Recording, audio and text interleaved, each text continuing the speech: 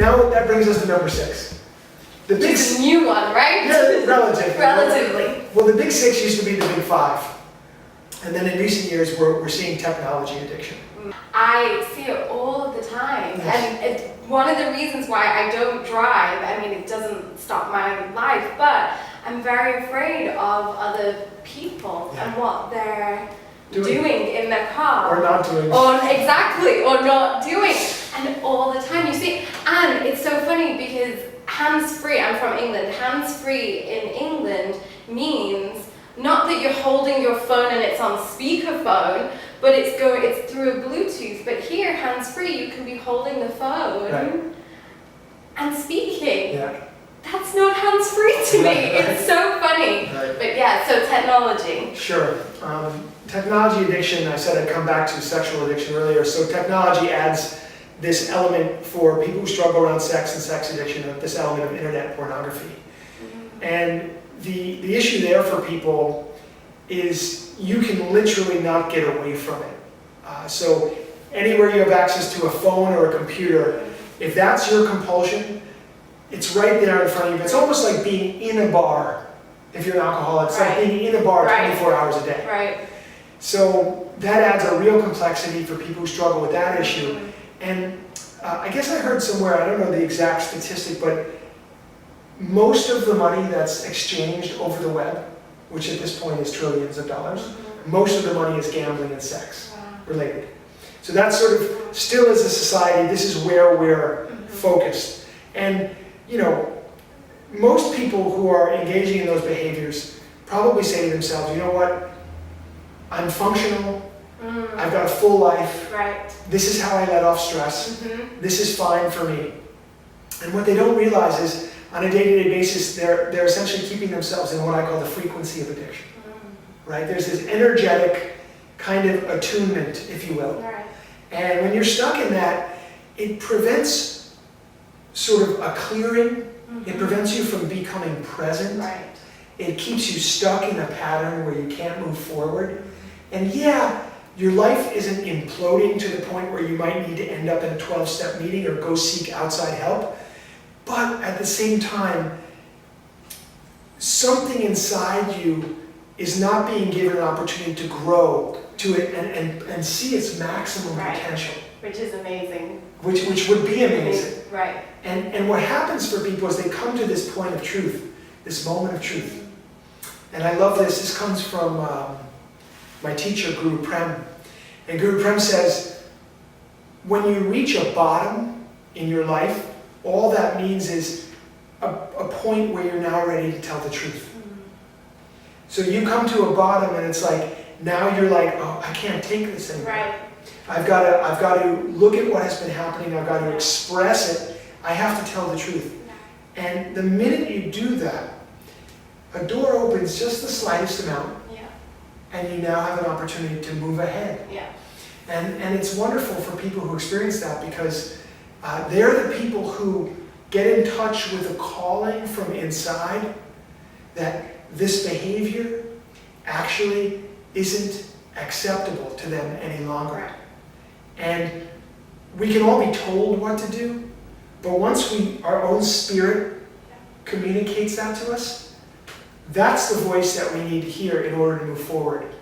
And that's the moment of truth when we can actually move ahead. So that's an exciting moment that I wish for everybody. And I do too, and I have to say, I relate to that moment. I was at my bottom a few years ago. I suffered from anxiety and mild depression, and I didn't know anything. I just was completely lost. I was lost in a career that wasn't fulfilling for me. I didn't know what my purpose was, or I was just this blank canvas and just so emotionally gone. I was not who I was.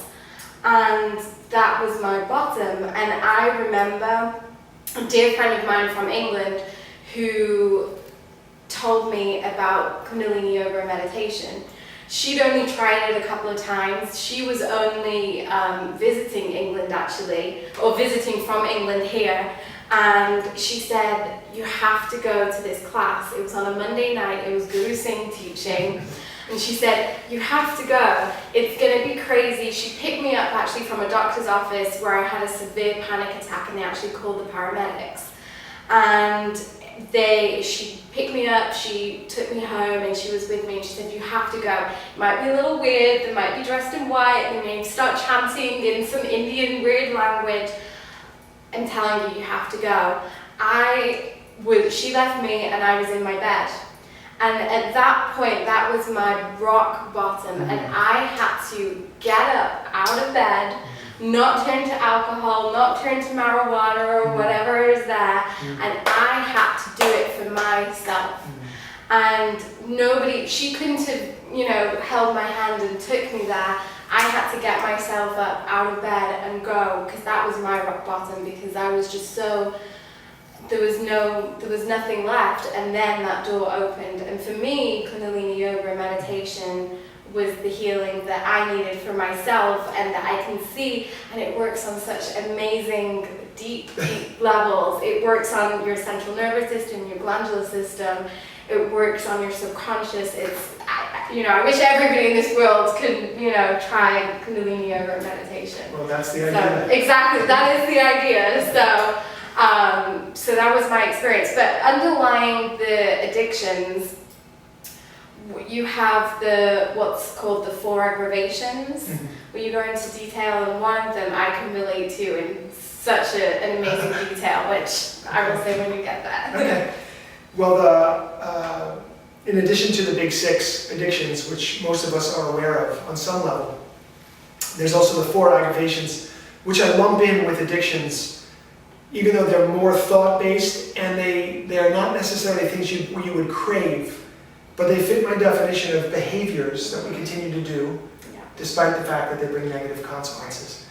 So they are negative thinking, self-doubt, procrastination, and resentment.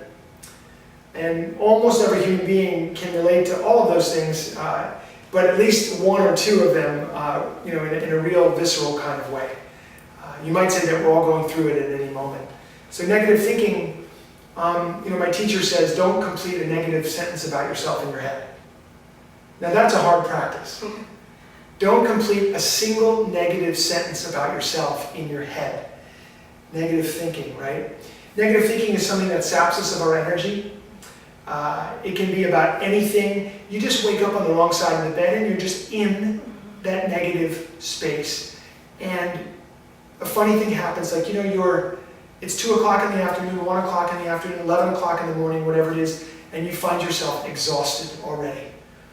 And you realize, wow, I've been on this train of negative thinking, and it has there's like a pain to it, a low-grade annoyance, aggravation to it, and it begets itself. So when we're stuck in negative energy, it's hard to get out. Next is self-doubt, which is really negative thinking turned upon oneself. So, self-doubt is to deny our own divinity. It's to deny our own dignity. It's to deny all of the positive aspects of ourselves, and to call into question our ability just to take one step and put it in front of the next. Obviously, the importance of self-doubt is underlined if you were to ask an athlete if they thought it was important to believe in their ability to win a sporting event versus somebody who didn't believe in themselves to win.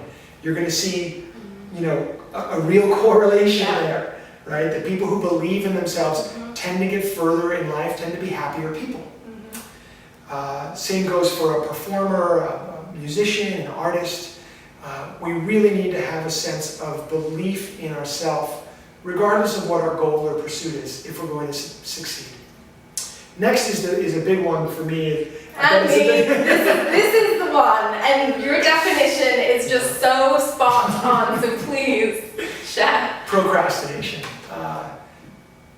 It's right up there with among the biggest addictions of my childhood. Very painful. We look at procrastination, it sounds like this. I'm not going to do what I know I need to do.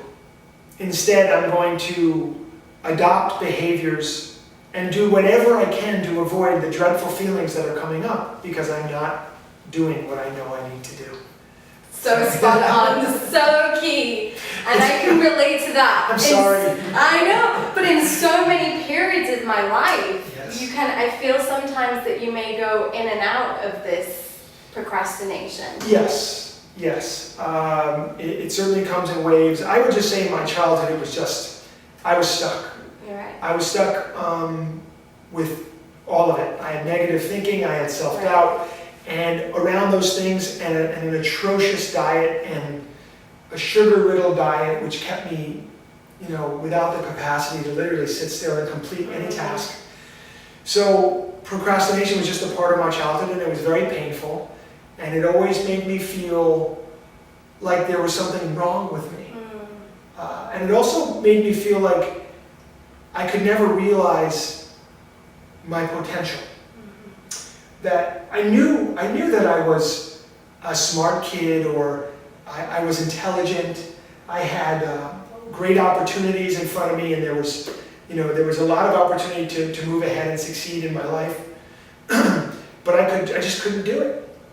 Couldn't do it. Couldn't sit still. Couldn't finish homework. Couldn't ever be on time. Couldn't so those things just were so painful and so difficult growing up. And so what I say is the 4 aggravations underlie the big 6. So if you look at the big 6 addictions, if you struggle with those things on any level, underneath those things are one of these 4 aggravations is usually lurking there, and maybe all of them or several of them.